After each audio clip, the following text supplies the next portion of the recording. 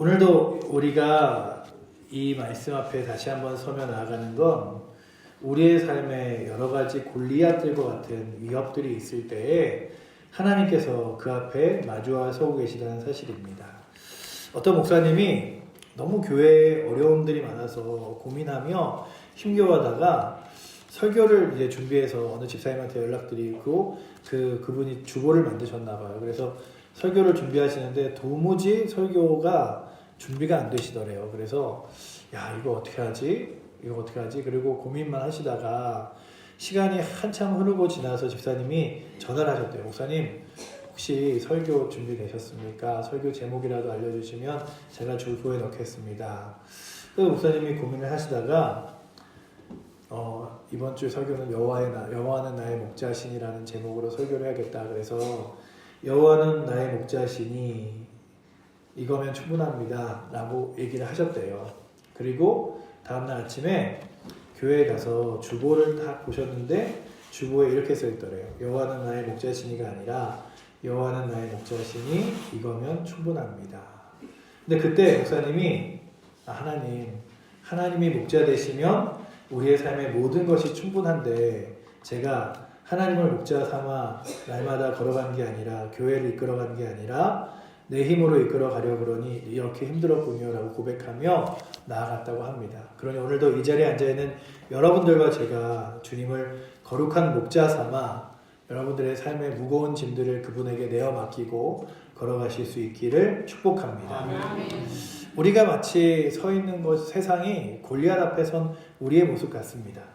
여러분은 혹시 지금 삶에서 도무지 넘을 수 없는 것 같은 골리앗을 마주하고 계십니까? 가족 간의 문제, 경제적인 어려움, 고독과 질병 등 우리 각자 앞에서 거대한 산처럼 버티고 있는 문제가 있을 것입니다. 그 거대한 문제 앞에서 우리는 얼마나 작고 나약해 보입니까? 성경에 나오는 다윗도 그런 상황에 놓여 있었습니다. 다윗과 골리앗의 이야기는 너무나 유명합니다. 믿지 않는 사람들조차 스포츠 경기에서나 세상 앞에서 약자가 강자를 이길 때 흔히 다윗이 골리앗을 이겼다라고 표현하고 쓰죠. 그만큼 이 이야기는 모든 약자들에게 희망을 주는 상징이 되었습니다. 오늘 살펴볼 본문은 사무엘상 17장 43절에서 49절에서 거인 골리앗 앞에 선 소년 다윗의 모습을 생생하게 그려놓고 있습니다. 골리앗은 비웃으며 다윗을 조롱합니다. 내가 나를 개 취급하느냐, 막대기를 들고 오다니 라고 욕설을 퍼붓죠.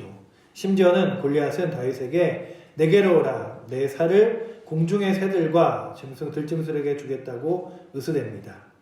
그 장대한 장수 앞에서 어린 다윗은 떨고 있었습니다. 해도 전혀 이상하지 않은 순간에 주변의 이스라엘 군사들은 모두 두려움에 사로잡혀 벌벌 떨고 있었습니다. 아마 우리의 모습도 자주 그렇지 않은가 생각해 봅니다. 눈앞에 문제가 너무 커 보여서 마음속으로 난 도저히 저걸 이길 수 없어 포기해버리고 싶은 때가 우리에게도 있었을 것입니다. 그러나 그런 두려움 속에서 다윗은 달랐습니다. 다윗은 자신의 연약함을 잘 알았습니다. 그는 갑옷도 제대로 입지 못하고 무기도 목동의 무기인 막대기와 돌팔매 뿐이었습니다. 하지만 그는 자신이 섬기는 하나님이 누구신지를 더욱 분명히 알고 있었습니다. 그래서 골리앗 앞에서도 물러서지 않을 수 있었습니다. 성경은 우리가 연약할 때 오히려 하나님께서 강하게 역사하신다고 말합니다. 사도 바울도 큰 고난 가운데 있을 때 주님의 음성을 들었습니다. 주님은 바울에게 내 은혜가 내게 족하다. 내 능력이 약한 데서 온전하여지기 때문이다 라고 말씀해 주셨습니다. 그렇습니다. 우리가 약할 때 하나님은 도리어 우리를 통해 강하게 일하십니다. 다윗을 보인 담대함도 자기 자신이 강해서가 아니라 하나님을 의지하는 믿음에서 나온 담대함이었습니다. 이 다윗의 이야기는 압도적인 힘 앞에 놓인 모든 연약한 이들에게 살아계신 하나님 안에 소망이 있다는 희망을 심어주는 이야기입니다. 이제 우리는 이 말씀을 통해 하나님께서 어떻게 연약한 소년을 믿음의 용사로 세우시는지를 살펴보고자 합니다. 첫 번째, 약할 때 강해지는 하나님의 원리입니다. 다윗과 골리앗의 싸움에서 먼저 주목할 점은 인간적으로 볼 때 다윗은 너무나 약해 보였다는 것입니다. 앞에서 언급했듯이 골리앗은 키가 3m에 육박하는 거인이었습니다. 머리부터 발끝까지 갑옷으로 무장하고 큰 창과 칼을 들고 있었습니다. 그에 비해 다윗은 목동 출신인 소년으로 전쟁터에서 군사로 나온 것이 아니었습니다. 형들에게 도시락을 전해주기 위해 왔다가 이 싸움에 휘말린 것이죠. 그래서 그는 투구도 갑옷도 없이 물맷돌 5개와 막대기 하나를 가지고 나섰습니다. 상황만 보면 애초에 상대가 되지 않는 싸움이죠. 골리앗이 보기에는 다윗은 그저 막대기를 든 어린아이에 불과했습니다. 여러분도 공감하겠지만 우리 인생에서 거대한 문제를 만날 때 우리 자신이 참 보잘것없이 보일 때가 있습니다. 야, 내가 이걸 어떻게 해결해? 내가 이걸 어떻게 이겨? 라고 하는 거죠. 때로는 내 믿음이 작게만 느껴지고 나이가 들면 기력이 예전 같지 않고 재정이나 인간관계의 문제 앞에서 한없이 무능하게 느껴질 때가 있습니다. 마치 커다란 골리앗 앞에선 다윗처럼 말입니다. 그러나 하나님께서 바로 그러한 우리의 연약함을 통해 일하시는 분임을 기억하시고 또한 그 하나님을 기억하시는 은혜가 있기를 축원합니다. 아멘. 다윗은 자신의 칼이나 창을 의지하지 않았습니다. 그는 자신의 연약함을 철저히 깨닫고 오직 하나님께 의지하기로 결정했습니다. 사랑하는 성도 여러분, 약함을 느낄 때 낙심하지 마십시오. 하나님은 우리의 겸손한 마음과 의지하는 마음을 귀하게 여기십니다. 아멘. 고린도후서 2장 9절에 주님은 내 은혜가 내게 족하도다. 이는 내 능력이 약한 데서 온전해짐이라고 약속하셨습니다. 우리가 약할수록 오히려 하나님의 능력이 완전하게 드러난다는 뜻입니다. 다윗이 골리앗 앞에서 보여준 담대함은 자신의 강함에서 나온 것이 아니라 하나님의 능력을 믿는 믿음에서 나온 것임을 기억하기 바랍니다. 우리의 연약함을 인정하며 하나님께 맡길 때 주님이 일하시기 시작합니다. 우리 각자의 삶에서 내 힘으로는 도저히 안 된다 느끼는 그 지점에 있다면 바로 거기가 하나님께서 역사하실 자리임을 믿으시기 바랍니다. 아멘. 둘째, 여호와의 이름을 의지하는 믿음입니다. 다윗이 골리앗 앞에서 승리할 수 있었던 비결은 여호와 하나님을 온전히 의지하는 믿음에 있었습니다. 골리앗은 무력과 자신의 거대한 체격을 믿고 나왔지만 다윗은 눈에 보이지 않는 하나님을 의지하며 나아갔습니다. 다윗은 골리앗에게 한 대답은 너무나 유명한 믿음의 선포입니다. 성경 사무엘상 17장 45절에서 다윗은 이렇게 외칩니다. 너는 칼과 창과 단창으로 내게 나오거니와 나는 만군의 여호와의 이름 곧 내가 모욕하는 이스라엘 군대 하나님의 이름으로 내게 나아가노라. 다윗은 골리앗과 똑같은 방식으로 싸우려고 하지 않았습니다. 그는 칼과 창 대신에 하나님의 이름을 의지했습니다. 사람의 눈에는 골리앗의 칼과 창이 훨씬 더 커 보이지만 다윗의 영적인 눈에는 하나님의 능력이 가장 크고 확실한 능력의 무기였던 것입니다. 다윗은 이어서 47절에 여호와의 구원하심이 칼과 창에 있지 아니함을 전쟁이 여호와께 속한 것인즉 그가 너희를 우리 손에 넘기시라고 선포하고 있습니다. 전쟁은 여호와께 속한 것. 다시 말해 승패를 결정짓는 분은 하나님이시라는 고백입니다. 사랑하는 성도 여러분, 이 다윗의 믿음이 오늘 우리에게도 필요합니다. 우리의 싸움은 세상의 방법이나 눈에 보이는 힘에 달린 것이 아니라 하나님께 달려 있습니다. 우리가 예수 그리스도의 이름을 의지하며 나아갈 때 하나님께서 함께 싸워 주십니다. 현대를 살아가는 우리의 골리앗들은 어떠한 모습으로 다가오든지 우리가 이길 수 있는 길은 동일하게 주님의 이름을 붙드는 것입니다. 어느 시대 어느 환경이든 만군의 하나님의 이름, 만군의 여호와의 이름에는 능력이 있습니다. 이를 잘 보여주는 현대적인 한 예가 태어날 때부터 두 팔과 두 다리를 전례 없이 장애를 가지고 있는 닉 부입치치라는 사람입니다. 이 사람은 전에도 사진을 보셨겠지만 손과 발이 하나도 없어요. 그 사람이 어린 시절에 절망하며 10살 때 스스로 목숨을 끊으려 할 만큼 커다란 절망의 골리앗과 싸워야 했습니다. 그러나 놀랍게도 그가 예수 그리스도를 인격적으로 만난 후에 삶의 태도가 완전히 바뀌었습니다. 예수님 안에서 자신의 존재의 가치를 깨닫고 그리고 그는 오히려 자신의 연약함을 통해 전 세계에 희망을 전하는 용사가 되었습니다. 지금도 그는 팔과 다리가 없지만 하나님의 손발이 되어 각지를 다니며 복음을 전하며 하나님 거룩한 일들에 쓰임받고 있습니다. 우리의 상처와 약함이 그리고 우리의 연약함과 부족함을 주님께 맡길 때에 하나님께서 오히려 그것을 통해 놀라운 승리를 이루신다는 것을 네게 삶을 통하여 증언하고 보여주는 것입니다. 다윗은 분명히 알았습니다. 내가 사용하는 무기는 물맷돌에 불과하지만 결국 싸움의 결과는 하나님께 속해 있다. 그는 하나님의 이름으로 전적으로 신뢰했습니다. 사랑하는 성도 여러분, 오늘날 우리가 싸우는 인생의 전쟁터에서도 가장 중요한 것은 내가 무엇을 가졌느냐가 아니라 내가 누구를 의지하느냐입니다. 내 힘과 내 물질, 내 경험만 붙들면 우리는 금세 한계를 만나고 맙니다. 그러나 전능하신 하나님, 만군의 여호와의 이름을 의지하면 우리는 비로소 담대해질 수 있습니다.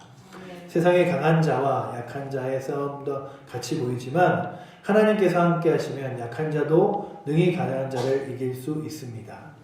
한 신학자는 이 다윗의 이야기를 이렇게 설명했습니다. 이 이야기는 무엇보다도 인간의 용맹스러움에 관한 이야기가 아니라 살아계신 하나님을 의지하는 자들을 위한 하나님의 구원에 관한 이야기입니다. 하나님은 십자가에서 못과 창에 찔린 예수 그리스도를 통해 우리를 구원해 주셨습니다. 그렇습니다. 다윗이 여호와의 이름을 의지하여 골리앗을 이겼듯이 하나님은 결국 예수 그리스도를 통해 죄와 사망이라는 가장 큰 골리앗까지도 이기게 하셨습니다.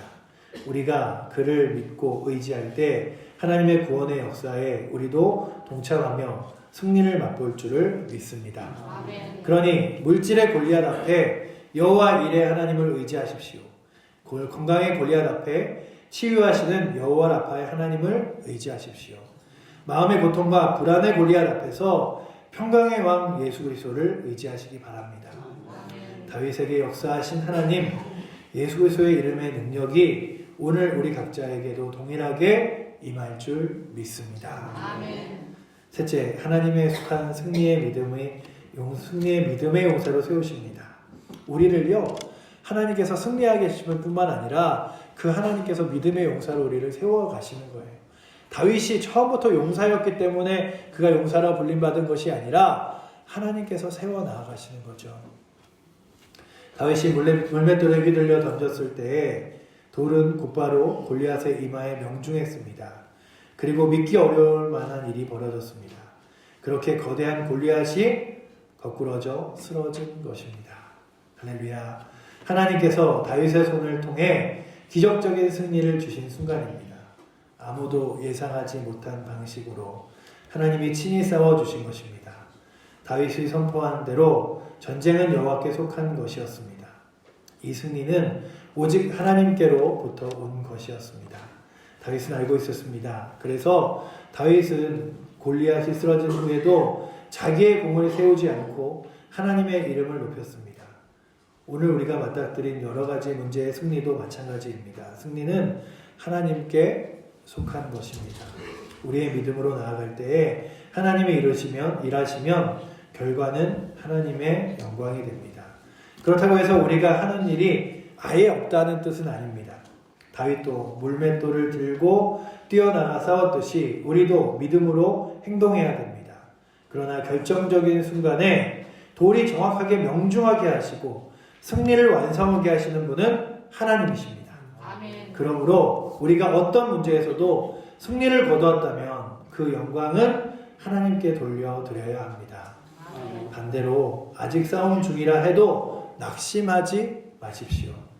결과를 하나님께 맡길 때 하나님은 가장 선한 길로 우리를 인도하시고 결국 승리하게 하실 것입니다. 아멘. 우리의 올해 주제가 이거잖아요. 열심으로 행하자, 열심으로 예배하자, 열심으로 기도하자, 열심으로 전도하자.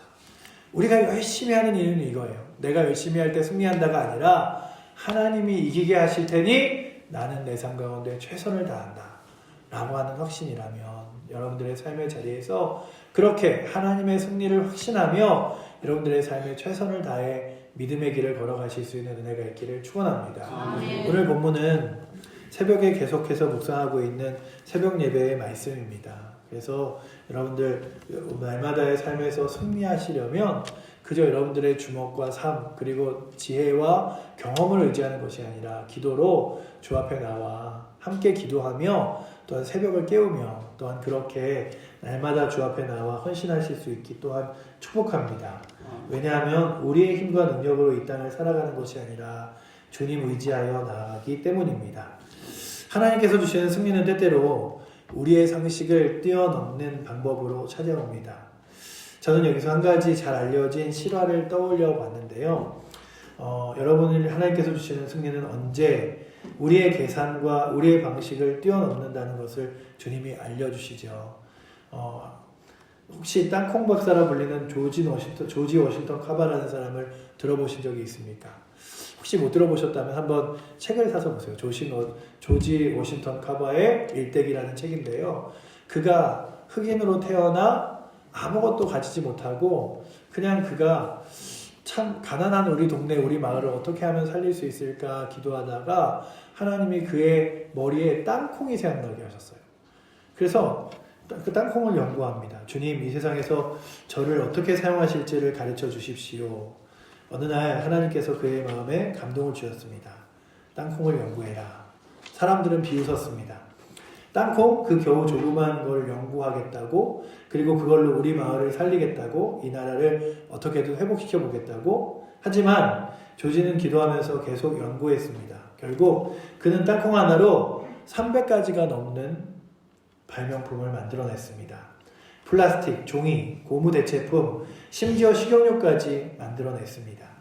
가난한 농부들과 미국 남부의 경제를 살린 큰 공을 세웠고 수많은 사람들이 어떻게 이런 놀라운 업적을 이루었습니까? 라고 물을 때에 그는 한마디 했습니다. 하나님이 제게 가르쳐 주셨습니다.